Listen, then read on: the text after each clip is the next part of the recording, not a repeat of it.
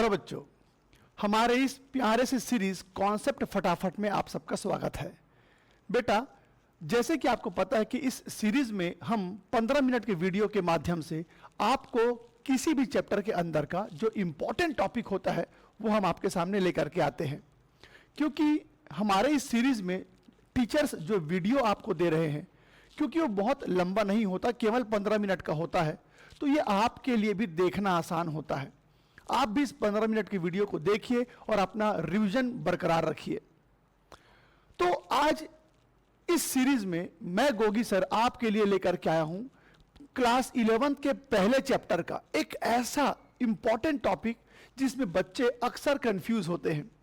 बच्चों को थोड़ी परेशानी होती है इस टॉपिक में। और क्या है वो टॉपिक? वो टॉपिक है बेटा सीमांत अभिकर्मक, यानी कि लिमिटिंग रिएजेंट।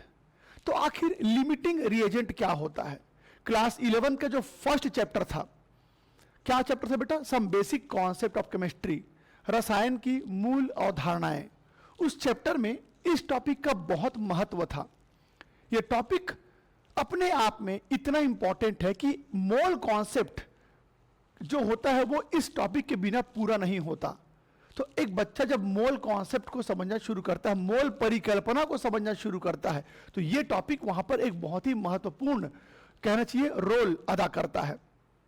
चलिए इस छोटे सी वीडियो के माध्यम से मैं आपको बताता हूं सीमांत अभिकर्मक क्या होता है और इसका मोल परिकल्पना में क्या योगदान है। ठीक है, तो इस टॉपिक को समझने के लिए मैं आपको एक सिंपल सा एग्जांपल दिखाता हूं। इस टॉपिक को समझने के लिए मैं आपको एक सिंपल सा एग्जांपल दिखाता हूं। जैसे बेटा, मान लो कि हाइड्रोक्लोरिक अम्ल जब सोडियम हाइड्रोक्साइड से क्रिया करता है तो NaCl बनता है और H2O बनता है। अब अगर मैं इनके वास्तविक द्रव्यमान के बारे में बात करूं, इनका आणविक द्रव्यमान क्या होता है बेटा? तो इसका आणविक द्रव्यमान होता है 36.5 ग्राम, ये होता है बेटा 40 ग्राम, ये होता है बेटा 58.5 ग्राम और ये होता है बेटा 18 ग्राम। ये इनका वास्तविक अणु भार है। अब मान लो परीक्षा में क्वेश्चन आ गया, मान लो परीक्षा में यह क्वेश्चन आ गया कि बताओ कि अगर हमने आपको 10 ग्राम HCl दे दिया। सुनो बेटा, क्वेश्चन कैसे आएगा। अगर हमने आपको 10 ग्राम HCl दे दिया तो बताइए 10 ग्राम HCl से H2O का कितना भार बनेगा? H2O का कितना भार बनेगा? तो आप बहुत आसानी से इसे कैलकुलेट कर लेते। कैसे कैलकुलेट करते बेटा? आप कहते सर 36.5 ग्राम HCl से 18 ग्राम भार बन रहा है। आप क्या बोलते बेटा? 36.5 ग्राम HCl से 18 ग्राम H2O बनता है, तो फिर 10 ग्राम HCl से, तो फिर 10 ग्राम HCl से कितना H2O बनेगा? तो आप कहते 10 इंटू 18 बटा 36.5 ग्राम H2O बनेगा, यही आप बोलते। लेकिन मान लो अगर ये प्रश्न ऐसा होता, मान लो ये प्रश्न ऐसा होता कि मैं आपको HCl का भार ना देके अगर मैं NaOH का भार दिया होता, मान लो NaOH मैंने आपको 10 ग्राम दे दिया और मैं आपसे पूछूंगा चलो बताओ 10 ग्राम NaOH से H2O का कितना भार बनेगा? तो आप आराम से बना लेते। कैसे? आप कहते सर 40 ग्राम NaOH से 18 ग्राम H2O बन रहा है, यही बोलते ना आप। 40 ग्राम NaOH से 18 ग्राम H2O का निर्माण हो रहा है, तो फिर 10 ग्राम NaOH से कितना H2O बनेगा? तो आप कहते 10 ग्राम NaOH से कितना H2O बनेगा? तो ये देखो बेटा, ये देखो, आप इस तरह से इसको हल करते, आप इस तरह से इसको हल करते। तो क्वेश्चन ये है कि H2O का भार निकालने के लिए अगर HCl का भार दिया है तो HCl के सापेक्ष H2O का भार निकालेंगे, और अगर NaOH का भार दिया है तो NaOH के सापेक्ष H2O का भार निकालेंगे। यहां तक तो सब ठीक चल रहा है। लेकिन अब क्वेश्चन ये उठता है कि मान लो परीक्षा में आपको HCl का भार भी दे दिया और NaOH का भार भी दे दिया और पूछेगा बताओ H2O का भार कितना होगा, तब आप क्या करोगे? क्योंकि बेटा इस बार दो पदार्थों का भार दिया है, HCl का भार भी दिया है और NaOH का भार भी दिया है। तो अब क्वेश्चन ये उठता है कि मैं HCl के रेस्पेक्ट में H2O का भार निकालूं कि NaOH के रेस्पेक्ट में H2O का भार निकालूं। अगर मैं HCl के सापेक्ष H2O का भार निकालूंगा तो फिर यह विधि मेरा सही होगा, और अगर मैं NaOH के सापेक्ष H2O का भार निकालूं तो यह विधि से असही होगा। तो प्रश्न यह उठता है कि जब दो दो पदार्थों का भार दिया हो तो किसके सापेक्ष H2O का भार निकालेंगे? तो जवाब है इन दोनों में से जो सीमांत अभिकर्मक है, जो लिमिटिंग रिएजेंट है, उसके सापेक्ष H2O का भार निकलेगा। मैंने कहा इन दोनों में से जो सीमांत अभिकर्मक होगा, जो लिमिटिंग रिएजेंट होगा, उसके सापेक्ष H2O का भार निकलेगा। तो अब प्रश्न उठता है ये सीमांत अभिकर्मक होता क्या है, ये लिमिटिंग रिएजेंट होता क्या है, और आखिर लिमिटिंग रिएजेंट निकालने की आवश्यकता हमें क्यों पड़ रही है? बताता हूं, ध्यान से सुनना बेटा, एकदम ध्यान से सुनना, ये बहुत इंपॉर्टेंट टॉपिक है, ये बहुत इंपॉर्टेंट टॉपिक है, जरा गौर से सुनेंगे। एक बात बताओ, मान लो एक बर्तन में मैंने HCl ले लिया और एक बर्तन में मैंने NaOH ले लिया, और इन दोनों के माध्यम से मैं क्या बना रहा हूं बेटा? H2O बना रहा हूं। तो ये बताओ, जब ये दोनों आपस में क्रिया करेंगे तो H2O बनता रहेगा। लेकिन मान लो अचानक NaOH खत्म हो गया, NaOH खत्म हो गया तो रिएक्शन रुक जाएगा, H2O का बनना रुक जाएगा, H2O का निर्माण रुक जाएगा। मान लो NaOH पहले खत्म हो गया, तो जैसे ही NaOH खत्म होगा रिएक्शन रुक जाएगा। तो NaOH पहले खत्म क्यों हो गया? तो NaOH इसलिए पहले खत्म हो गया क्योंकि गलती से आपने NaOH को कम मात्रा में ले लिया है, गलती से NaOH को आपने कम मात्रा में ले लिया है। तो अगर आपने NaOH को कम मात्रा में ले लिया, अगर आपने NaOH को कम मात्रा में ले लिया तो क्या होगा? जब ये रिएक्शन चल रहा होगा तो क्योंकि आपने NaOH को कम मात्रा में लिया है तो वो खत्म हो जाएगा, और जैसे ही NaOH खत्म होगा रिएक्शन रुक जाएगा, H2O का निर्माण रुक जाएगा।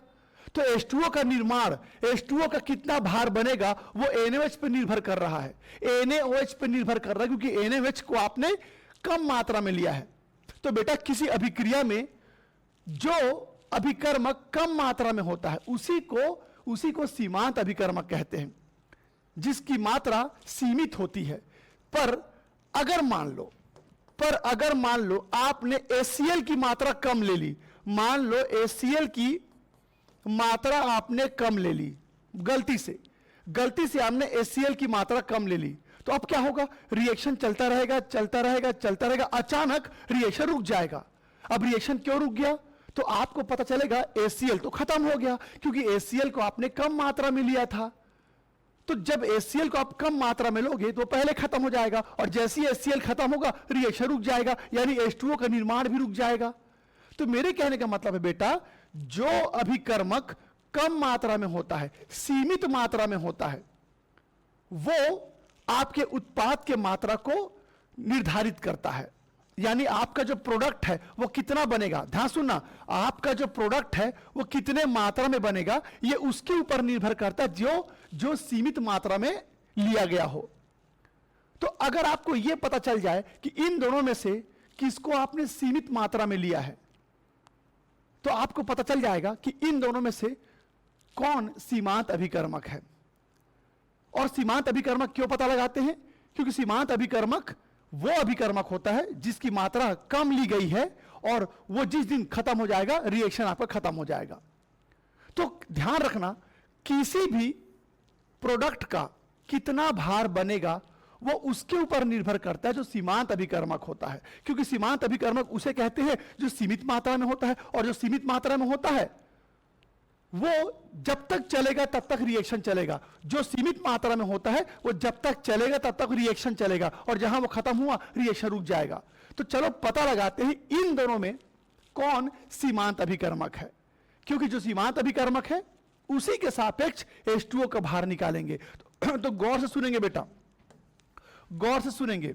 यहां पर इन दोनों में से जो भी सीमांत अभिकर्मक होगा उसी के सापेक्ष H2O का भार निकालना है। याद रखना, अगर केवल HCl का भार दिया होता तो कोई दिक्कत नहीं था, सीधा HCl के सापेक्ष H2O का भार निकाल देता।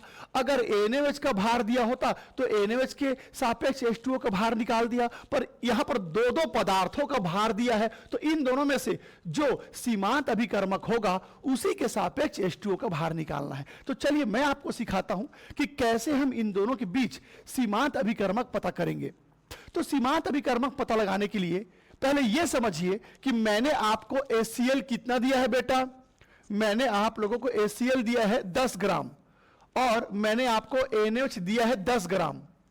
मैंने आपको HCl दिया है 10 ग्राम और NaOH दिया है 10 ग्राम।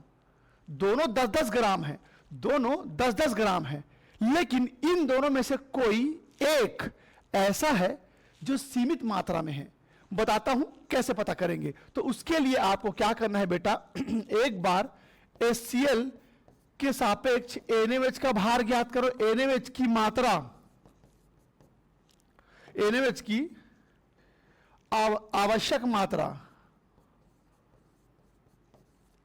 आवश्यक मात्रा हम ज्ञात करेंगे और एक बार NaOH के सापेक्ष HCl की आवश्यक मात्रा हम ज्ञात करेंगे। करेक्ट, हम यहां पर इनकी मात्रा ज्ञात करने वाले हैं बेटा। चलो मैं आपको एक बार HCl के सापेक्ष NaOH की मात्रा ज्ञात करना, एक बार NaOH के सापेक्ष HCl की मात्रा ज्ञात करनी है। आवश्यक मात्रा कैसे करूंगा बेटा। HCl का भार कितना होता है 36.5। तो 36.5 ग्राम HCl से क्रिया करने के लिए कितना NaOH चाहिए बेटा 40 ग्राम NaOH आवश्यक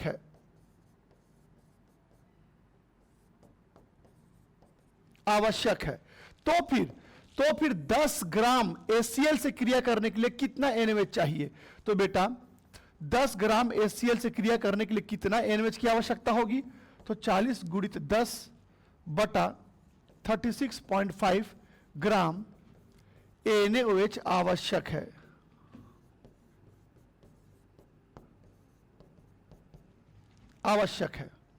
अब उसको हल करेंगे अभी थोड़ी देर में। अब इसको बना लेते हैं। अब NaOH के सापेक्ष HCl की मात्रा कितनी आवश्यकता है वो देखेंगे। तो NaOH का भार होता है 40, तो 40 ग्राम NaOH के लिए कितना HCl चाहिए 36.5। बेटा 40 ग्राम NaOH से क्रिया करने के लिए कितना HCl चाहिए आपको 36.5 ग्राम HCl की मात्रा चाहिए। ठीक है, तो फिर 10 ग्राम NaOH के लिए कितना HCl चाहिए। 10 ग्राम NaOH के लिए कितना HCl चाहिए।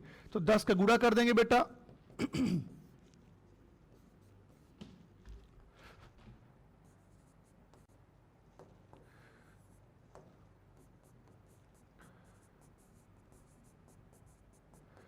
ठीक है। अब चलो इसको हल करते हैं। तो जानते हो अगर आप इसको हल करोगे तो ये तकरीबन आएगा बेटा ये तकरीबन आएगा 10 ग्राम 750 10,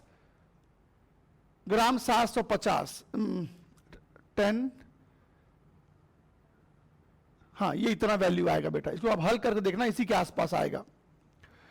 ठीक है, ये इसके आसपास आएगा बेटा 10.750 ग्राम के आसपास आएगा ये इतना आएगा। और इसको हल करोगे बेटा, इसको हल करोगे तो इतना कुछ आएगा 9.1 ग्राम के आसपास आएगा। तो अब एक बात बताओ, यहां पर आपने क्या पता लगाया HCl की आवश्यक मात्रा।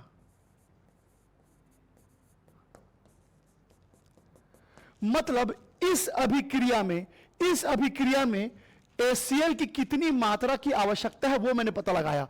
इस अभिक्रिया को चलाने में HCl की कितनी मात्रा आवश्यक है वो मैंने पता लगाया। कितना आवश्यक है तकरीबन 9 ग्राम, और आपने लिया कितना है 10 ग्राम। यानी कि HCl की मात्रा सिर्फ आपको 9 ग्राम चाहिए और आपने 10 ग्राम लिया है। इसका मतलब आपने HCl को अधिकता में लिया है। HCl ज्यादा है, HCl की मात्रा ज्यादा है, क्योंकि HCl की आवश्यकता थी 9 ग्राम की और आप कितना ले लिए हो, 10 ग्राम ले लिए हो, यानी HCl ज्यादा मात्रा में आपने ले लिया है। लेकिन NaOH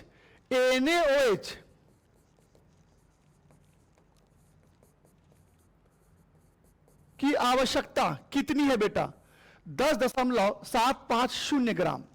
तो एक बात बताओ, आपको NaOH कितनी आवश्यकता है? इस अभिक्रिया को चलाने के लिए NaOH कितना चाहिए? इस अभिक्रिया को चलाने के लिए NaOH कितना चाहिए? 10.750 ग्राम, पर आपने लिया कितना है? केवल 10 ग्राम। बेटा NaOH की आवश्यकता ज्यादा थी पर आपने कम ले लिया है। NaOH की आवश्यकता ज्यादा थी पर आपने कम ले लिया है। तो बताओ आपने किसको कम ले लिया? NaOH को कम ले लिया। यानी क्या समझे? NaOH आपका सीमांत अभिकर्मक है, यानी कि लिमिटिंग रिएजेंट है, लिमिटिंग रिएजेंट है। और मैंने क्या बोला था, इन दोनों में से जो लिमिटिंग रिएजेंट होगा उसी के सापेक्ष अब आपको H2O का भार निकालना है। तो जब भी आपके सामने दो पदार्थों का भार दिया हो तो उन दोनों में पहले कौन सीमांत अभिकर्मक है वो पता लगाओ, फिर जो सीमांत अभिकर्मक होगा, जो लिमिटिंग रिएजेंट होगा, उसी के सापेक्ष अगले का भार निकालना होता है। तो बेटा जब भी आपके सामने ऐसी अवस्था आ जाए कि एक पदार्थ का भार निकालना हो और दो पदार्थ का भार दिया हो, तो पहले उन दोनों के बीच सीमांत अभिकर्मक पता लगाना, जो सीमांत अभिकर्मक होगा उसी के सापेक्ष तीसरे का भार निकालना होता है। तो चलिए इस छोटे सी वीडियो के माध्यम से मैंने आपको बताया सीमांत अभिकर्मक क्या होता है और उसको जानना क्यों जरूरी है। अब अगले वीडियो में ऐसा ही एक रोचक, कहना चाहिए सिद्धांत या कॉन्सेप्ट लेकर के आपके सामने आऊंगा। तो बेटा इस सीरीज के साथ जुड़े रहिए, पढ़ते रहिए। Take care, bye bye.